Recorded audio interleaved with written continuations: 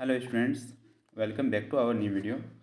तो आज का जो टॉपिक रहेगा, आज हम लोग स्टार्ट करने जा रहे हैं एक 12th क्लास का एक बड़ा यूनिट है जेनेटिक्स। जेनेटिक्स को हम लोग स्टार्ट करेंगे। तो जेनेटिक्स को स्टार्ट करने से पहले हम लोग यहाँ पे देखना होगा कि जेनेटिक्स के अंदर कितना टॉप चैप्टर्स आते हैं और इस चैप्टर्स का वेटेज क्या है। तो पहला जो चैप्टर यहाँ पे आता है, ये चैप्टर है principles of inheritance. Principles of inheritance inheritance and variation. यहाँ पे हम लोग इनहेरिटेंस और वेरिएशंस के बारे में पढ़ेंगे और जानेंगे कि इनहेरिटेंस क्या होता है और वेरिएशन क्या होता है। उसके बाद यहाँ पे हम लोग सेकेंड जो चैप्टर रहेगा, ये रहेगा मॉलिक्यूलर बेसिस ऑफ इनहेरिटेंस।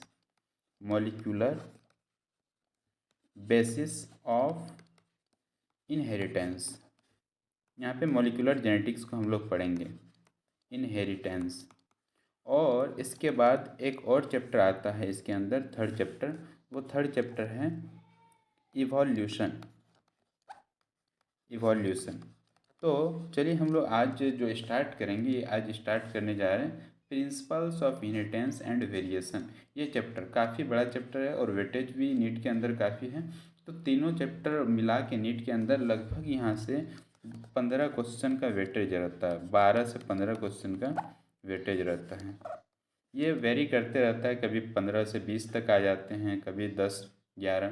तो ये एक एवरेज हम लोगों ने निकाला है, 12 से 15 क्वेश्चंस का वेटेज रहता है नीट के अंदर, ये तीनों चैप्टर मिला के। तो आज जो हम लोग स्टार्ट करने जा रहे हैं यहाँ पे, ये हम लोग स्टार्ट करेंगे फर्स्ट चैप्टर। और ये फर्स्ट चैप्टर का नाम क्या है? प्रिंसिपल्स ऑफ इनहेरिटेंस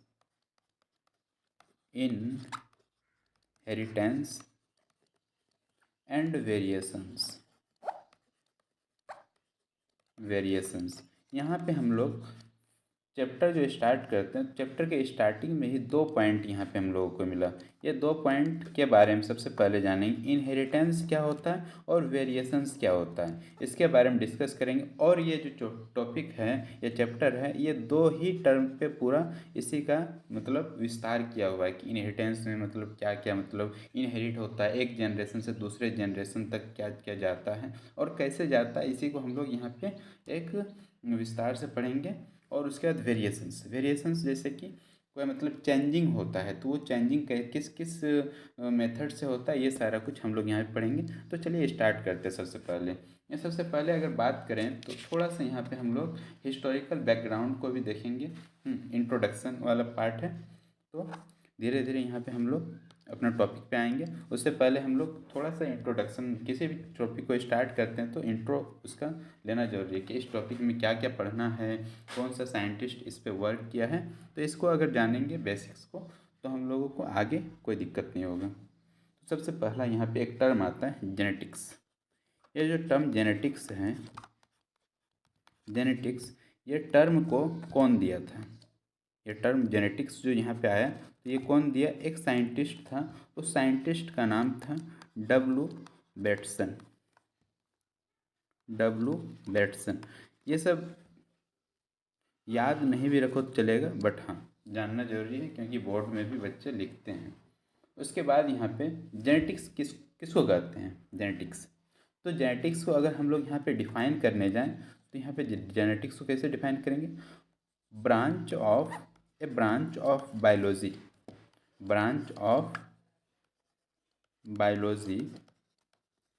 ये किसका ब्रांच है? बायोलॉजी का। किस चीज़ का डील करता है? Deals with heredity and variations. जैसा कि हम लोग यहाँ पे स्टार्टिंग में ही देखें कि चैप्टर का नाम क्या था? Inheritance and variation. तो इस ब्रांच के अंदर हम लोग क्या क्या डील करेंगे? हेरिडिटी और वेरिएशंस को। आगे देखते हैं। Branch of biology deals with heredity and variation is known as genetics, ऐसे बोल सकते हैं। अब यहाँ पे 2 टर्म बार बार आ रहा है, हेरिडिटी और वेरिएशन। इस दोनों टर्म को यहाँ पे समझना जरूरी है कि आखिर ये टर्म क्या है और इसको कैसे हम समझेंगे। तो सबसे पहले हम लोग फर्स्ट वाला टर्म को देखते हैं। फर्स्ट टर्म क्या है यहाँ पे? फर्स्ट टर्म है हेरिडिटी। हेरिडिटी, हेरिडिटी को समझते हैं। यहाँ पे हेरिडिटी होता क्या है? तो अगर हम लोग यहाँ पे सिंपली हेरिडिटी को सिंपल टर्म में अगर डिफाइन करें तो हेरिडिटी मतलब होता है ट्रांसमिशन ऑफ जेनेटिक कैरेक्टर। किसका transmission? Transmission of genetic character. Transmission of genetic character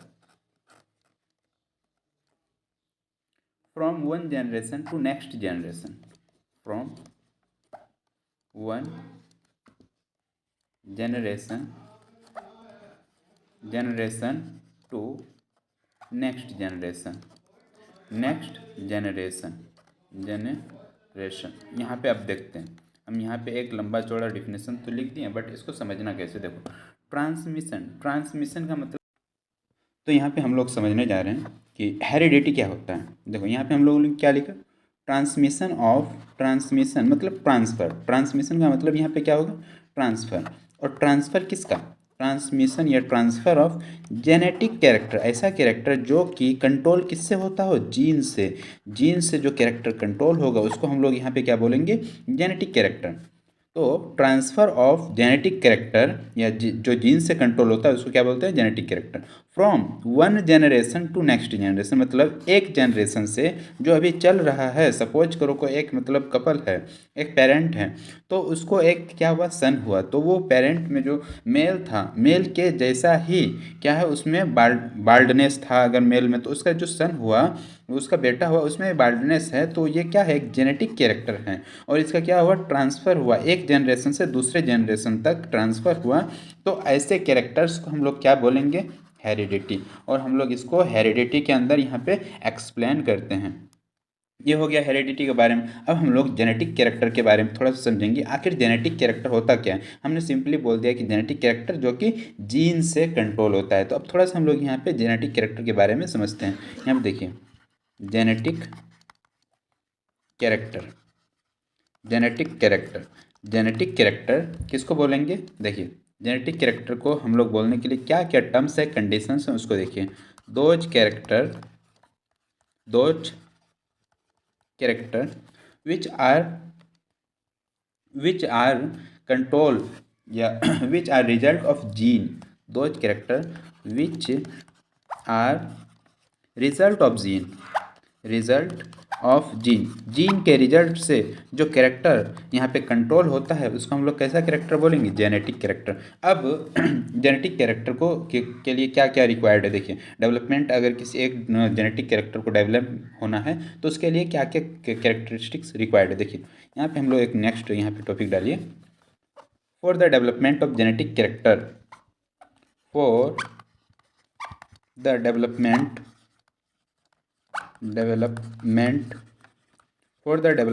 of genetic character following are required। Character following points इस तरह लिख सकते हो। फॉलोइंग, यहाँ पे इस तरह करके फॉलोइंग आर रिक्वायर्ड। क्या रिक्वायर्ड है? हम लोग कैसे बोल रहे हैं किसी भी कैरेक्टर को जेनेटिक कैरेक्टर, तो इसके लिए क्या रिक्वायर्ड है? तो इसके बारे में देखिए, यहाँ पे क्या क्या होना चाहिए। एक, number 1, gene should be presence. सबसे पहले जीन होना चाहिए, gene should be present. Gene present होना चाहिए, तभी तो जेनेटिक कैरेक्टर एक्सप्रेस करेगा। सेकेंड पॉइंट, सेकेंड ऐसा क्या रहना चाहिए कि हम लोग उसको जेनेटिक कैरेक्टर कह सकते हैं या डेवलप हो सकता है जेनेटिक कैरेक्टर। तो gene should be express, gene should be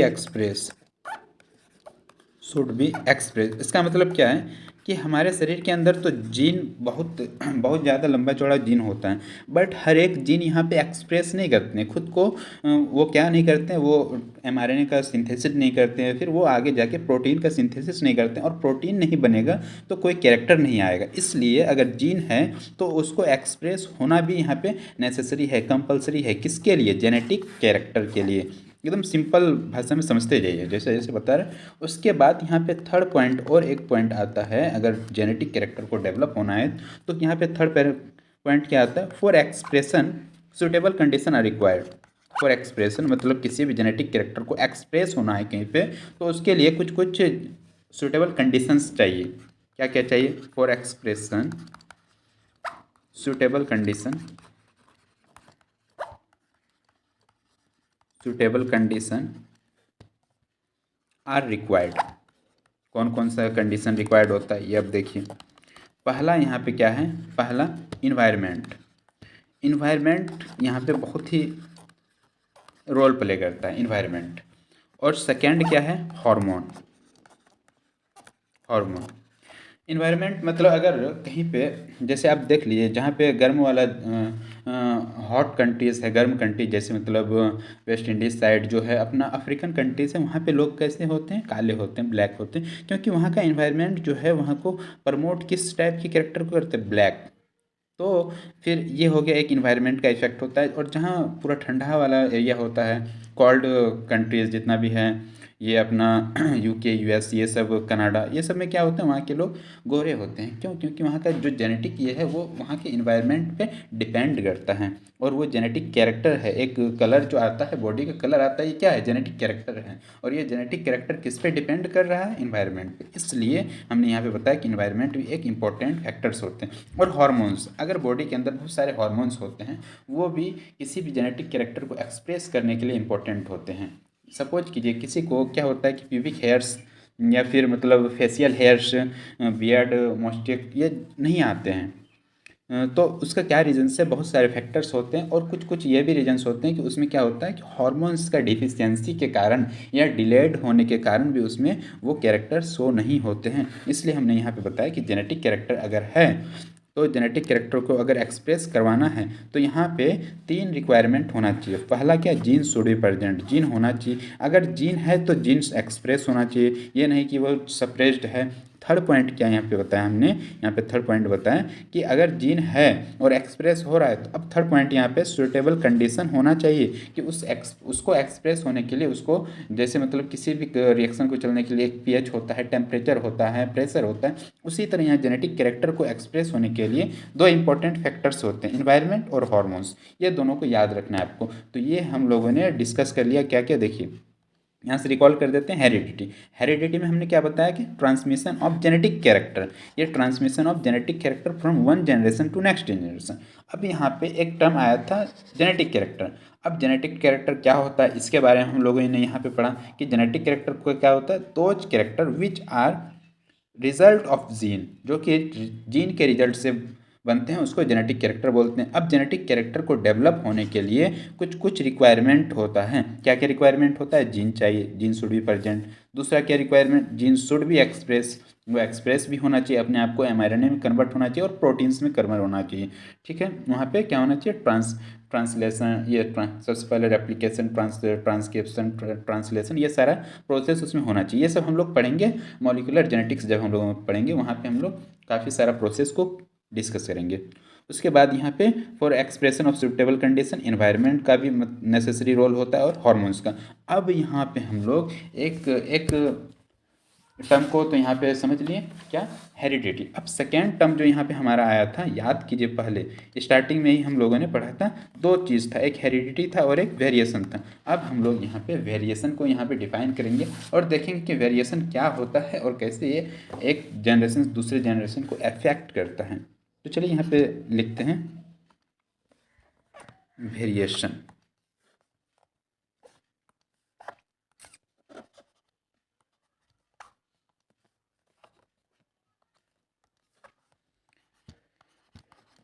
variation देखिए, अब हम लोग यहाँ पे वेरिएशन को ये करते हैं, डिफाइन करते हैं वेरिएशन क्या होता है और ये इम्पोर्टेंट क्यों है इस देखिए difference present among the member of same species is called variation. Differences यहाँ पे लिखिए, differences differences present among the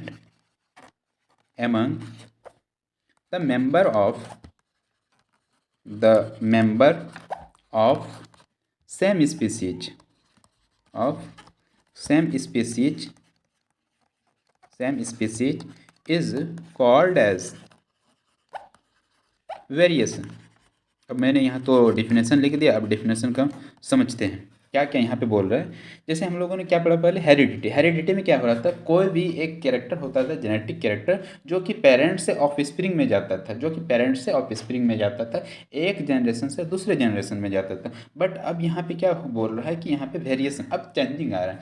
अब चेंजिंग आ रहा है तो यहाँ पे एक दो वर्ड इंपॉर्टेंट है, देखिए क्या क्या वर्ड इंपॉर्टेंट है। यहाँ चेंजिंग आ रहा है, डिफरेंस क्या होना चाहिए, डिफरेंस होना चाहिए।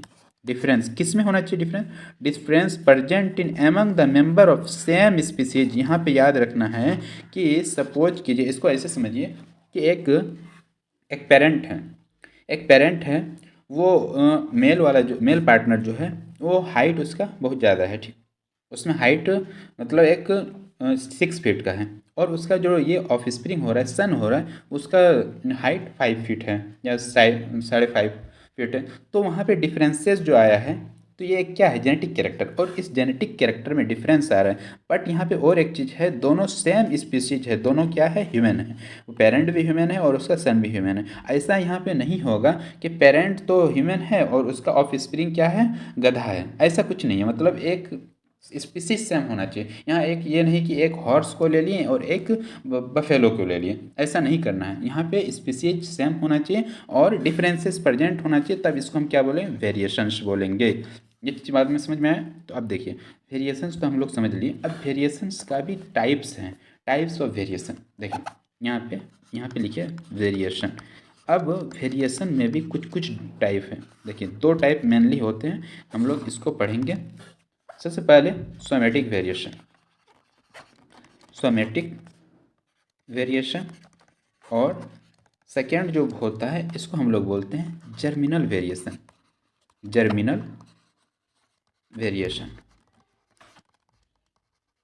देखिए अब यहाँ पे 2 टर्म आया, एक सोमेटिक और एक जर्मिनल। अब जैसा कि आप लोगों को पता होगा कि ये हम लोगों का सेल जो होता है, सेल भी 2 टाइप से हम लोग ये देखते हैं, जर्मिनल सेल एक बोलते हैं और एक सोमेटिक सेल बोलते हैं। जर्मिनल सेल जो कि ट्रांसफ़र होता है A1 जनरेशन से नेक्स्ट जनरेशन जीन को, ठीक है ना। तो अगर सपोज कीजिए वेरिएशन क्या हुआ है, सोमेटिक सेल के अंदर हुआ है, तो देखिए यहाँ पे अगर वेरिएशन सोमेटिक सेल में हुआ है तो ये होगा नॉन इनहेरिटेबल, मतलब एक जनरेशन से दूसरे जनरेशन में नहीं जाएगा अगर सोमेटिक सेल में वेरिएशन हुआ है। तो अगर सपोज कीजिए कि एक सोमेटिक सेल है, उसमें वेरिएशन हो गया है, पेरेंट का सोमेटिक सेल में वेरिएशन हुआ है, तो उसका ऑफ स्प्रिंग के सोमेटिक सेल में नहीं जाएगा, उसका ऑफ स्प्रिंग में नहीं जाएगा वो कैरेक्टर, क्योंकि ये वेरिएशन कहाँ पे हुआ है, सोमेटिक सेल में हुआ है। बट वहीं पे अदर हैंड देखें तो जर्मिनल वेरिएशन होता है जर्मिनल सेल में, जर्म सेल में, ठीक है ना। यहाँ पे किस में होता है, जर्म सेल में, या जर्मिनल सेल बोलिए, जर्मिनल सेल में जर्मिनल वेरिएशन होता है। अब ये क्या होता है, इनहेरिटेबल होता है। इनहेरिटेबल मतलब दूसरे जनरेशन तक ये जाएगा, नेक्स्ट जनरेशन भी जाएगा। ये तो यहीं पे ख़त्म हो गया है फर्स्ट जनरेशन, बट ये क्या होगा, आगे भी जाएगा। अब जर्मिनल वेरिएशन को हम लोग यहाँ पे 2 टाइप से पढ़ते हैं। कौन कौन सा, देखिए यहाँ पे एक होगा यहाँ पे कंटिन्यूस और एक होगा डिसकंटिन्यूस। कंटिन्यूस वेरिएशन और एक डिसकंटिन्यूस वेरिएशन। अब देखिए 2 टर्म आ गया, एक कंटिन्यूस मतलब सीधा सीधी जो हो रहा है, होते होते होते होते सेम चीज़ होते जा रहा है generation by generation. But discontinuous मतलब यहाँ पे थोड़ा सा चेंजिंग, डिसकंटिन्यूस में थोड़ा सा चेंजिंग हुआ है, डिस में थोड़ा सा चेंजिंग। देखिए अब यहाँ पे कंटिन्यूस वेरिएशन को हम लोग क्या बोलेंगे, appear in every generation. Continuous कुछ भी होता है ना, कंटिन्यूस चल रहा है तो क्या बोलते हैं कि वो हो रहा है, मतलब लगातार हो रहा है। तो appear in every generation, every generation, ठीक। और इसका अगर ये कैसे होता है ये कंटिन्यूस, तो यहाँ पे लिखना है ड्यू टू क्रॉसिंग ओवर। ये सब हम लोग आगे पढ़ेंगे क्रॉसिंग ओवर क्या होता है। ड्यू टू क्रॉसिंग ओवर के कारण ही अपना कंटिन्यूस जनरेशन वेरिएशन होता है। बट डिसकंटिन्यूस वेरिएशन जो होता है ये क्या होता है, अचानक से, जैसे मतलब एक कोई कैरेक्टर था ह्यूमंस के अंदर, कोई कैरेक्टर था कि हाँ उसमें मतलब कैरेक्टर ये है कि ये 2 लेग्स होते थे ह्यूमंस के अंदर, 2 लेग्स होते थे, अचानक मतलब वो जा रहा है पीढ़ी, उसका जनरेशन नेक्स्ट जनरेशन आ रहा है, एक ऐसा जनरेशन आया उस क्या हुआ उसमें 3 लेग्स हो गया। या फिर कोई ऐसा कैरेक्टर जो कि अचानक से सडनली अपीयर हो गया, तो उस वहाँ पे क्या हुआ कि वेरिएशन डिसकंटिन्यूअस हुआ, अचानक से हुआ।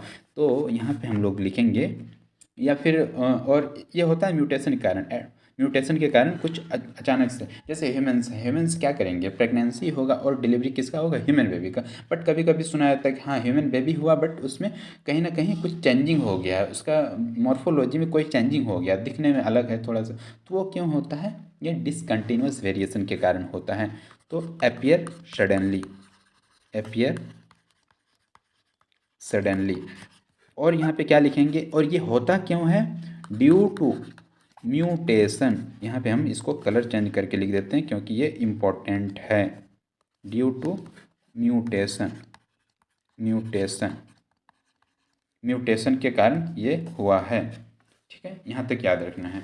एक यहाँ पे हम लोग अब दोनों टर्म को हम लोग पढ़ लिए हैं। देखिए अब इसको हम वेरिएशन को डिफाइन कर देते हैं। देखिए वेरिएशन हम लोगों ने पढ़ा कि वेरिएशन क्या होता है, differences present among the member of same species. एक ही स्पीसीज के मेंबर में, 2 मेंबर में क्या होना चाहिए, डिफरेंस होना चाहिए, और उसी को क्या बोले, वेरिएशन। अब ये वेरिएशन तो हो रहा है, अब वेरिएशन भी 2 टाइप से, एक सोमेटिक और एक जर्मिनल।